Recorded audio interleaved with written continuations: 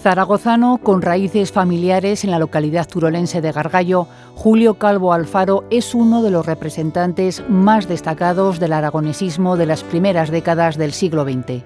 Nacido en 1896, se trasladó a edad muy temprana con su familia a Barcelona. Ahí estudió Derecho y, profundo conocedor del inglés, realizó traducciones para editoriales e impartió clases de esa lengua, además de ayudar a su padre, agente comercial de empresas británicas y estadounidenses. Ese cometido le llevó a un viaje de negocios por Inglaterra e Irlanda en 1920 y 1921, donde pudo conocer in situ aspectos de la lucha por la independencia irlandesa frente al Reino Unido. Esa experiencia reafirmó su conciencia acerca del papel de las pequeñas naciones, algo que, en lo que respecta a Aragón, no le era ajeno.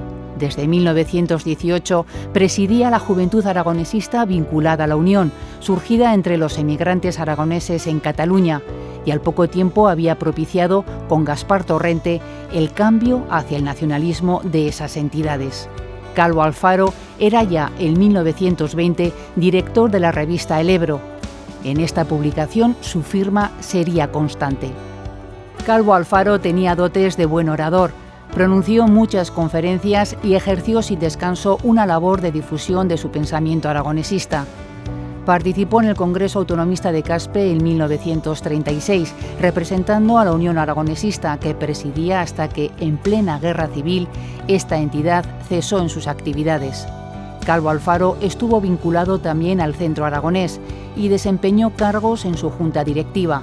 Quizá eso y otras cosas hayan pesado en una consideración más templada, alejada de radicalismos. Calvo Alfaro pertenecía a una familia acomodada, responde a esa imagen de hombre de orden. En ese sentido, pues sí que podía responder a cierto estereotipo, pero si nos fijamos en las cosas que dice y en cómo las dice, creo que cualquier idea de moderación escapa de esa tibieza.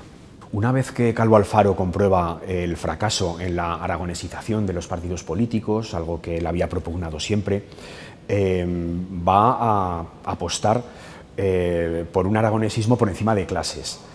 Él es muy certero en sus críticas al centralismo, al caciquismo. Define a Aragón como una nacionalidad en el sentido histórico, en el político, en el sentido espiritual también.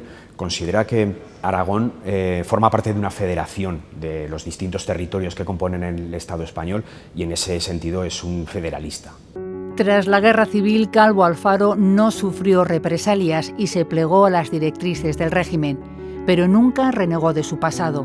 Reciclado en abogado laboralista y profesor, mantuvo una fuerte inquietud literaria, escribió novelas y publicó poemas en diferentes revistas, reanudó su relación con antiguos miembros de la Unión Aragonesista y unos años antes de su muerte, en 1955, intentó resucitar la revista El Ebro a través de unos cuadernos literarios que no fueron bien vistos por las autoridades franquistas. Ese rescate simbólico desvelaba a una persona que ante todo era un idealista.